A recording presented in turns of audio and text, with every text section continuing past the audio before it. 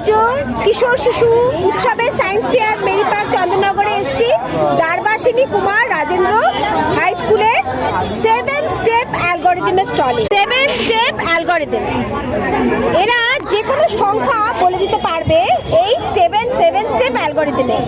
এদের প্রথম আলোটা আলো হচ্ছে এইটা, দ্বিতীয় আলো এইটা, তৃতীয় আলো এইটা, চতুর্থ এইটা, পঞ্চম এইটা, ষষ্ঠ আর সপ্তম এইটা হচ্ছে 7 স্টেপ অ্যালগরিদম, যার মাধ্যমে আমার মনের অঙ্কটা জেনে নিচ্ছে। কি করে জেনে নিচ্ছে? একটা চার্ট আছে, এর মধ্যে ওরা লিখেই রেখেছে যে কোনটা ফার্স্টে আছে, ঠিক আছে, কোনটা 9-এ ফার্স্ট পড়ছে, জিরোতেও ফার্স্ট পড়ছে, এরকম করে এরা চার্টটা করে রেখেছে।